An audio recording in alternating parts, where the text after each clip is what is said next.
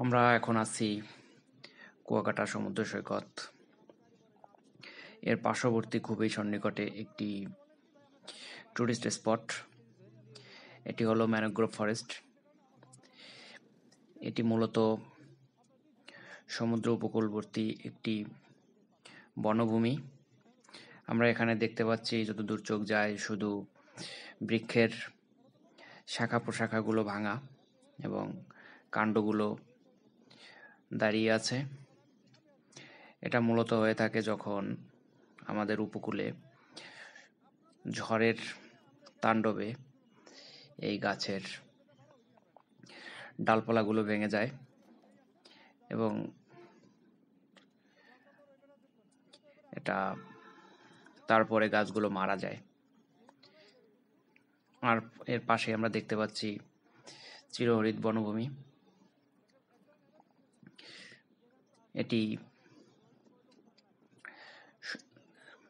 উপরে সূর্য, তার নিচে অথই সমুদ্র, পানি আর পানি, এবং তার পাশেই আমাদের বনভূমি।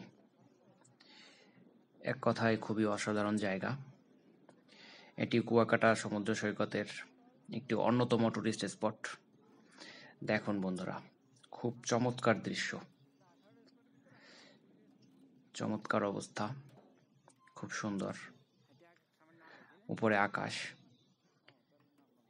নিচে ভূমি, পাশে বনভূমি এবং তার পাশে সমুদ্রের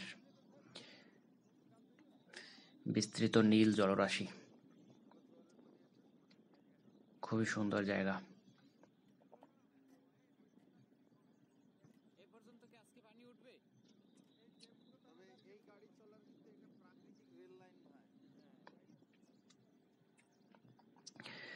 এটি হলো ম্যানগ্রোভ ফরেস্ট। ম্যানগ্রোভ ফরেস্ট মূলত লোনা পানিতে হয়। এটি সমুদ্রের তীরে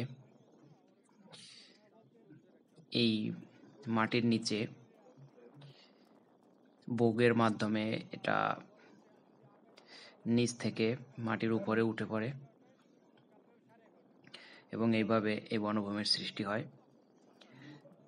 সমুদ্রের ঢেউয়ে অনেক সময় এই মাটি ক্ষয় হয়ে বন ভেঙে যায়, আবার দেখা গেল অন্য জায়গায় নতুন চর জাগে এবং সেখানে আবার ম্যানগ্রোভ ফরেস্ট সৃষ্টি হয়। এই ফরেস্টটি আমাদের বাংলাদেশকে বিভিন্ন সময় বড় বড় ঝড় থেকে আমাদেরকে রক্ষা করেছে। সর্বপ্রথম এই বন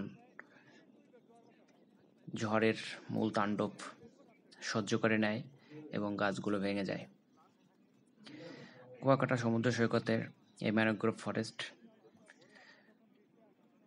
দেখতে খুবই নৈসর্গিক এবং অন্যতম টুরিস্ট স্পট। ভালো থাকবেন বন্ধুরা, এবং কুয়াকাটা আসলে ম্যানগ্রোভ ফরেস্ট অবশ্যই ভ্রমণ করবেন। ধন্যবাদ।